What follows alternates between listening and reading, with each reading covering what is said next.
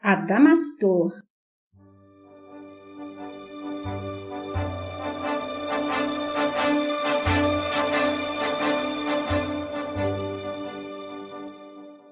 Ícaro redimido.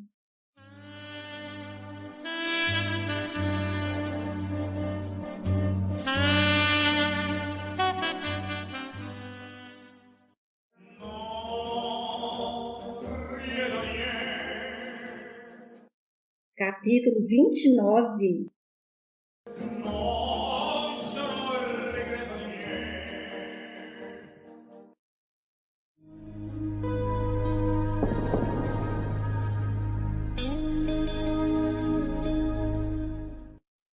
O padre dos inventos.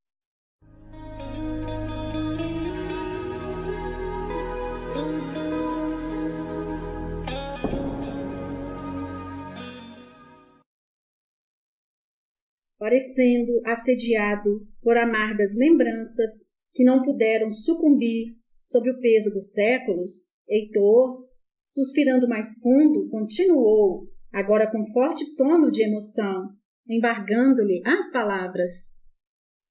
Nesta época ainda ecoavam as grandes perseguições da Inquisição, meus queridos, e dramas horríveis se desenrolavam sob o guante da equivocada Santa Sé. Portugal, neste, então, contava com um rígido clérigo, leal defensor dos interesses da Madre Igreja, o Cardeal da Cunha.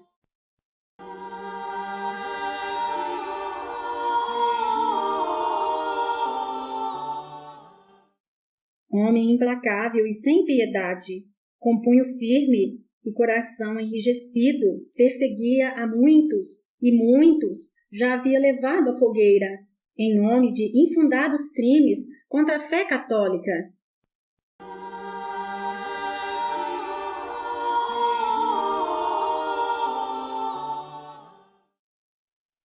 O Cardeal da Cunha não podia tolerar tanta insolência por parte de um mísero padreco, afrontando as regras clericais à custa de um imerecido valimento real. Embora respeitasse o poder político, a Igreja lhe estava acima e o hierarquismo clerical não podia se sujeitar aos seus caprichos. E passou a procurar artifícios que justificassem roubar os prestígios do petulante jovem e recolocá-lo em seu devido lugar. Ora, o cardeal trazia títulos que o sobrepunham ao voador, pois era o defensor geral do Conselho do Rei e do Real Despacho e primeiro capelão do Estado. E, sobretudo, era o inquisidor-mor do Tribunal do Santo Ofício em Portugal, detendo em mãos ilimitado poder, temido e respeitado pelos meios políticos e religiosos de então. Diante das doidivanas do ousado estrangeiro, que descabidamente teimava em voar, o cardeal, reunindo um concílio, convocou-o para esclarecimentos e retaliações. Ele e a junta de eminentes prelados estavam convencidos de que não convinha a um representante da Santa Sé dedicar-se a traquinagens tais, divertindo-se com pólvoras e estranhos objetos voadores. Suas tropélias e desadadas ideias não se coadunavam com os interesses da Madre Igreja, cuja imagem iria macular, denegrindo-a junto ao povo. Julgando-as inadequadas a um religioso, que devia sobretudo servir a Deus e cuidar das coisas santas, esqueciam-se de que também se serve ao Altíssimo, auxiliando o progresso dos homens, e, enceguecidos pela inveja e ambições insatisfeitas, não puderam compreender o alcance científico da descoberta. Com a autoridade que o caracterizava e que ninguém ousava desafiar, o defensor-mor proibiu-o terminantemente de continuar tais exóticas experiências, ameaçando bani-lo da congregação, fazendo-o tornar às suas humildes origens. e, sobretudo, advertiam-no de que tais diabruras bem podiam ser interpretadas como bruxarias suficientes para sujeitá-lo a um grave processo inquisitorial, cujas consequências não poderiam ser previstas. Diante de tamanha ameaça, não coube ao voador outra alternativa senão se silenciar. O rei, contudo, achava-se entusiasmado com as suas experiências e disposto a financiá-las. Porém, o cardeal tratou de convencê-lo da inutilidade de tal empreitada, que somente faria cair no ridículo a nobre corte portuguesa. Como o fato havia despertado enorme interesse na comunidade local e de outros países, de onde pediam notícias dos boatos que lhe chegavam, restava calar as repercussões do inusitado feito. Decidiu, então, o imprevidente cardeal, em nome dos interesses da Madre Igreja, que uma falsa e absurda estampa seria mostrada para que todos se dessem conta da impropriedade de tal contingência, encerrando definitivamente o episódio. Dessa forma, idealizaram o documento iconográfico, estrambótico e irreal, que ficou conhecido como Passarola, uma versão inverossímil e vergonhosa do extraordinário invento, divulgado rapidamente na Europa, como se fora a máquina de voar do injustiçado padre, anulando seus direitos perante a opinião dos pósteros. Qualquer um que a examinasse com atenção veria que não podia ser levada a sério, ensejando ridículas impressões sobre o infausto inventor. Alguns historiadores julgaram ter sido isso obra do próprio Bartolomeu que, com o fito de proteger os seus direitos autorais, tratou de depredar sua originalidade, porém não foi exatamente isso que ocorreu. Na realidade, ele foi coagido a aceitar o embuste e ocultar a verdade. Portanto, não foi a queda de seu balão e o incêndio das cortinas do Salão do Paço que o levaram a desistir de seus acertados intentos. Tampouco era o temor de ser considerado feiticeiro, mas, de fato, foi a inveja dos potentados da Igreja, movidos pelo implacável cardeal da Cunha, que o inibira de prosseguir na genial carreira de inventos. Desgostoso, não teve outra alternativa do que encerrar o projeto. Não fosse isso, teria de fato se tornado o primeiro aeronauta da humanidade. Como sabemos, à maneira de outros graves episódios da história, mais uma vez o progresso humano teve seu curso obstaculizado pelos equivocados interesses da fé. Apesar de sua primeira vitória, o cardeal não se dava por satisfeito e, movido unicamente pelo despeito, buscava meios que não se valessem de suas inofensivas estultices, de eliminar o insolente sacerdote, dado a ridículo talhe de inventor. Alberto, assumindo a personalidade de Bartolomeu e situando-se com clareza nas transatas reminiscências, perfeitamente ciente do enredo que Heitor perfilava, retorquiu: Acusa-me o déspota, injustamente de apóstata, leitor do Alcorão, que eu era adepto do molinismo, pregando-o com o fito de atrair a concupiscência feminina, procurando com isto infundados motivos para me levar ao tribunal.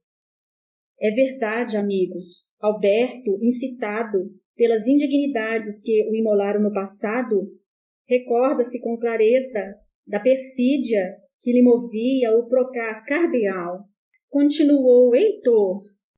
Contudo, logo o inclemente inquisidor descobriu fatos consistentes que justificavam processá-lo.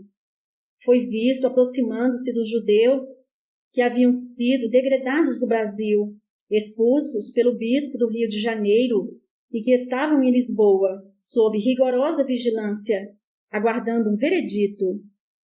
Sua atitude amistosa para com estes semitas era o bastante para acusá-lo de simpatia pelo judaísmo e de tolerância para com as práticas mosaicas, graves transgressões para um sacerdote da época.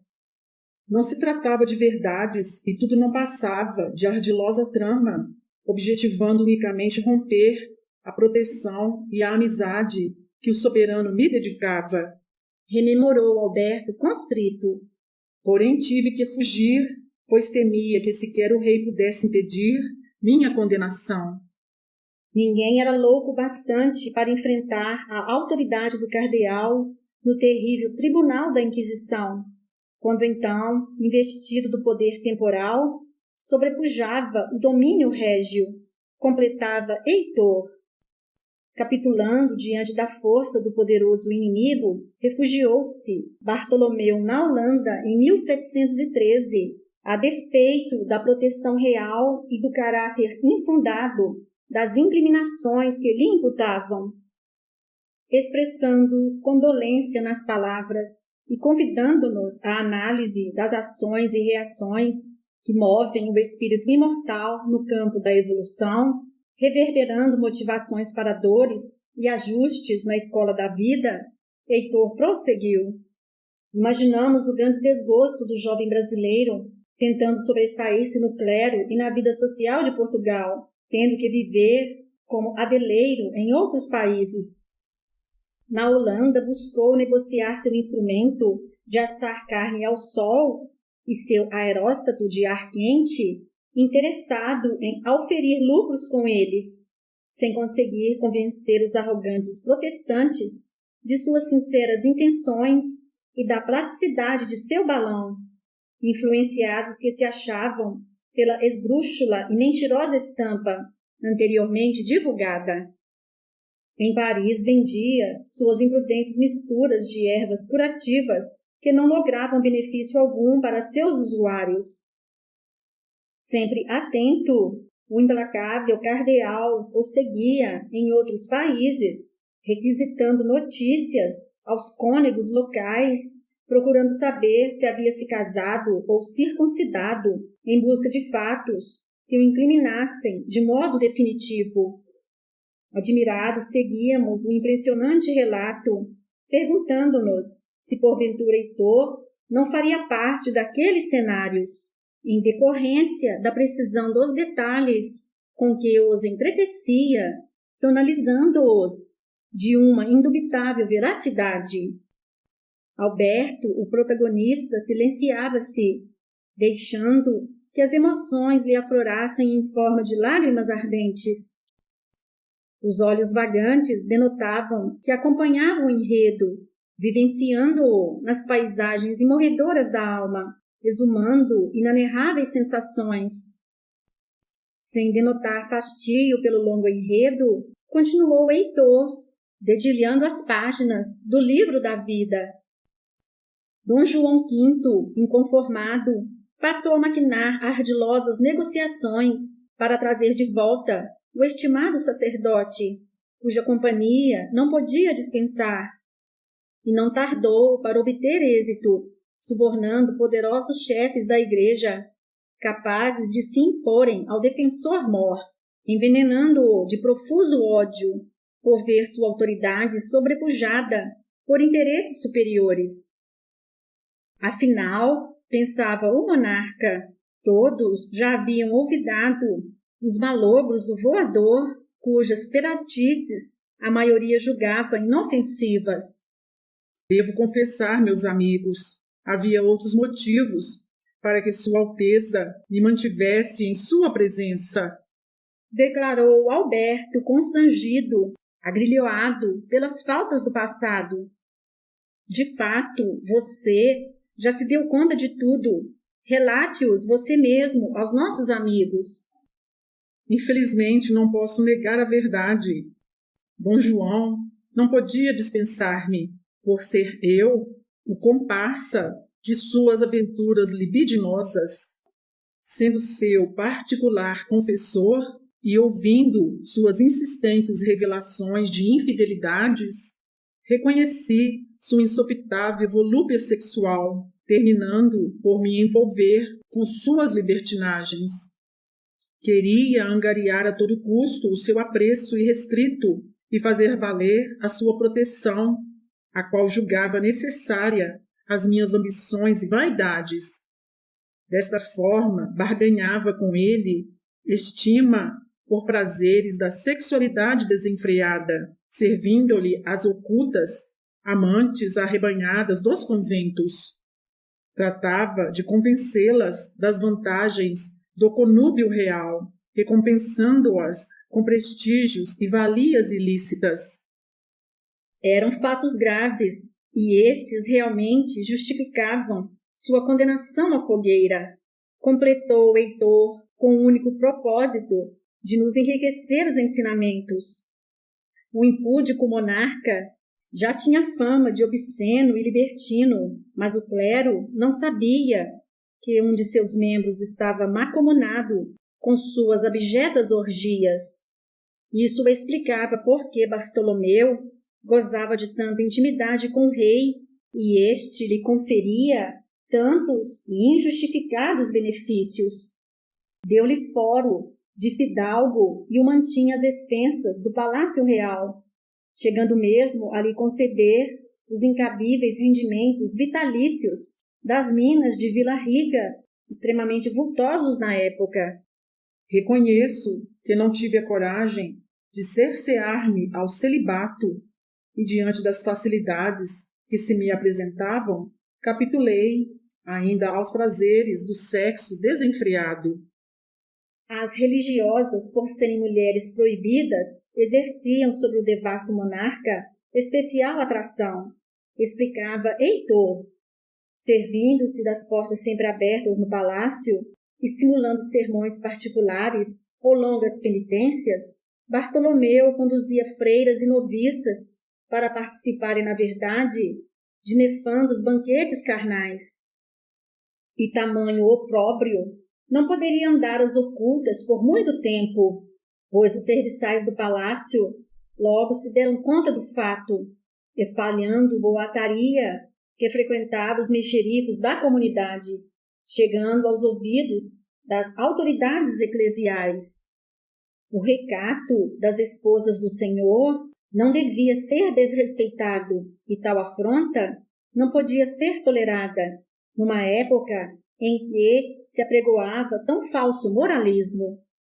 Como, entretanto, o caso demandava os interesses de Sua Majestade, era preciso agir com cautela para não se colocar a própria cabeça em risco, pois sabia-se que outros potentados da Igreja poderiam interferir em defesa do monarca. O cardeal da Cunha, interessado em desvendar a verdade de tais bulícios, e sabendo que o móvel de suas desavenças, o padre Bartolomeu, poderia de fato estar implicado nas graves incriminações, expediu ordens para que a comunidade religiosa feminina fosse rigorosamente vigiada. Ele contava com as artimanhas de um leal comparsa, o desembargador João Marques, fiel executor de seus caprichos, cumprindo suas ordens com o mesmo implacável rigor, ainda que muitas vezes raiassem ao absurdo. O desembargador terminou por descobrir que realmente o voador, com frequência, deixava seus aposentos altas horas, com a desculpa de fazer observações astronômicas para ser visto saltando as grades do convento de Santana. Inopinadamente, Alberto, tomado de assalto por súbita lembrança, como que surpreendido por ter olvidado durante tanto tempo um nome que jamais poderia ter esquecido, e cingido por viva emoção, exclamou: Irmã Paula, onde está aquela que guarda minha alma no altar da mais pura afeição?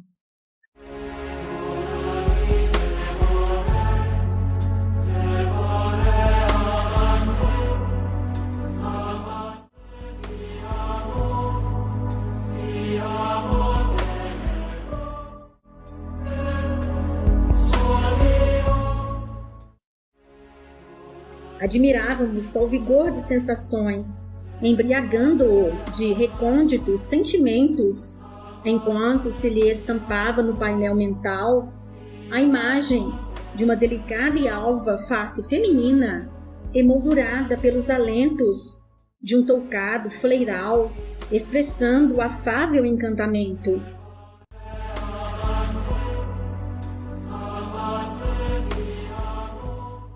Meus amigos, apresento-lhes a figura da Madre Paula de Souza. Falou Heitor. Vocês devem reconhecê-la, pois aí vemos Constança, de quem não poderíamos nos esquecer. Naturalmente que se reencontraram, e como haviam programado na erraticidade, ela também se vestiu dos hábitos de freira, a fim de apoiar o amado esposo em sua romagem de renovação. Entretanto, não puderam vencer os rogos da paixão que os alimentava desde outros séculos e se apressaram às trocas da afetividade sexual, rompendo com seus votos de castidade. E as frias e solitárias paredes do convento de Santana passaram a testemunhar suas ilícitas conjuras de amor.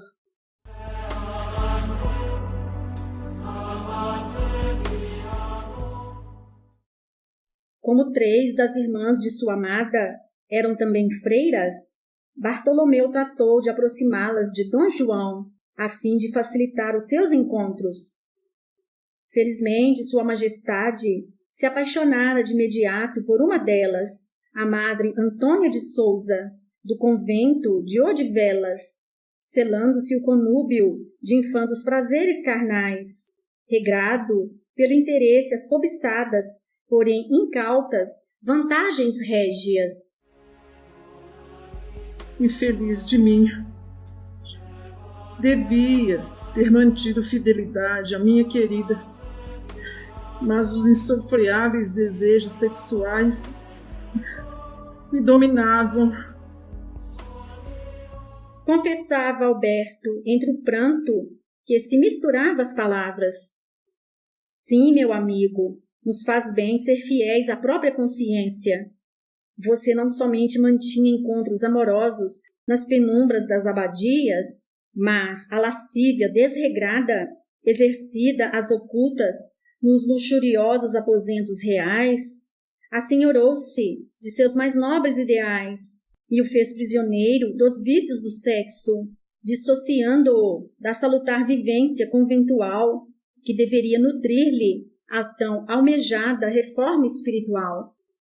Adotando procedimentos indignos com seu estado sacerdotal, maculava a alma de desregramentos libidinosos, renovando as culposas lesões e semeando novas reações coercivas. Motivado pelos insanos desejos carnais, envolvia-se não somente com noviças e dominicanas, mas com esposas íntegras que, diante de seus assédios sexuais irresistíveis, desfaziam os votos de lealdade matrimonial, cedendo aos seus apetites insopitáveis, acobertados pelo manto sacerdotal. E como o amigo veio se inteirar somente depois de sua morte, mediante a prática do sexo irresponsável, terminou por engravidar uma jovem desposada pouco antes de seu trágico falecimento. O marido traído mais tarde se deu conta do triste incidente, terminando por desfechar grave delito, numa época em que os escândalos deste tipo se resolviam da forma mais inadequada possível. Estes foram os novos dramas semeados no campo da vida pelo nosso imprevidente Alberto, distante ainda da ciência do espírito, não obstante as sacrossantas promessas de renovação proferidas ao partir para a jornada terrena. Diante de tanto abuso e tamanha irresponsabilidade, aviltando as potências sagradas da alma e sem conhecer os seus graves riscos, evidente que as forças da vida reagiriam com vigor na tentativa de coibir seus desmandos, resguardando-o de males ainda maiores na semeadura dos destinos futuros. O fato logo iria deter sua carreira de obscenidades e irrisórios prazeres, para a sorte do cardeal que o espreitava, aguardando o melhor momento para lhe desferir golpe certeiro. Recordo-me perfeitamente, completava Alberto, fortemente emocionado. Sua Majestade, sentindo-se vivamente atraído pelas criadas mouras que trabalhavam no convento de Odivelas, recomendou-me que as trouxesse a fim de servir-lhe aos ocultos desejos. Como não era conveniente levá-las às escondidas ao Palácio Real, achei por bem utilizar a casa da Bica. Não podia imaginar que teria tão drásticas consequências. Nosso amigo havia alugado uma pequena estância na Bica do Sapato, onde, às expensas da coroa, fingia continuar as experiências com seu malogrado carvão de lama. Empreitada que despertava as piores impressões, pois, na verdade, como muitos desconfiavam, ele fazia do lugar um infame refúgio de fornicações. A visita de Sua Alteza ao distante sítio, embora feita na maior discrição possível, com a desculpa de andar vistoriando os progressos do inventor, fez levantar suspeitas nas irmãs Sousa, pois, por ordem real, as serviçais foram convocadas para tarefas domésticas no local. Perspicazes, elas já haviam notado que a volúpia manava dos olhos do rei, admirando as atraentes trigueiras, e foram até lá para se inteirarem do que ocorria. Estava armado o escândalo que não pôde se conter nos limites dos conventos.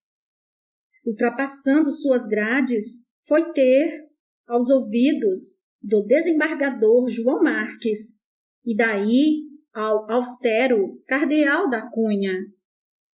Enciumadas e extremamente ofendidas por se verem suplantadas pelas indignas criadas, e mesmo temendo as graves consequências do fato, as irmãs Sousa terminaram por confessar a violação dos votos de castidade, delatando ao cardeal toda a artimanha do padre e sua parceria de concupiscência com o lascivo monarca, mesmo porque o inquisidor possuía a arte de fazer falar qualquer um que quisesse.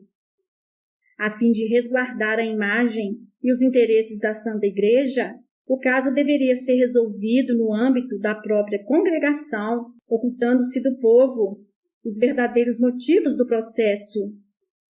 O envolvimento de Sua Majestade não poderia tampouco ser ressaltado, pois o choque de interesses entre o Estado e a Igreja não era de modo algum conveniente à Santa Sé. Ardilosamente, o defensor-mor engendrou outras razões para encobertar a verdade. O voador iria à fogueira sob acusação de práticas demoníacas e embruxamento do rei, induzindo-o à degradação dos valores morais com o fito de lhe explorar valimento indevido e luxuriantes privilégios. Para as transgressões de Sua Alteza não havia mandato, nem registrado para o juízo, e este seria apenas informado do caso, recorrendo-se à autoridade papal, se porventura ele viesse a se opor às decisões. Como Dom João se encontrasse bastante envergonhado do ocorrido, diante do imenso escândalo das irmãs Sousa, deixou-se silenciar, tratando apenas de avisar o fiel comparsa, sem demora. Fim da segunda parte.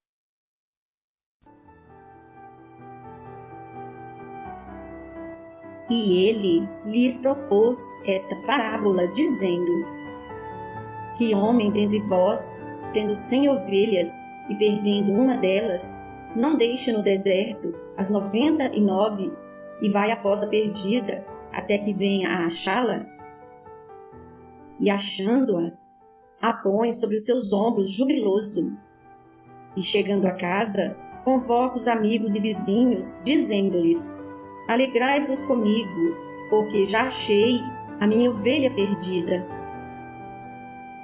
Digo-vos que assim haverá mais alegria no céu por um pecador que se arrepende do que por 99 justos que não necessitam de arrependimento. Lucas 15, versículos de 3 a 7.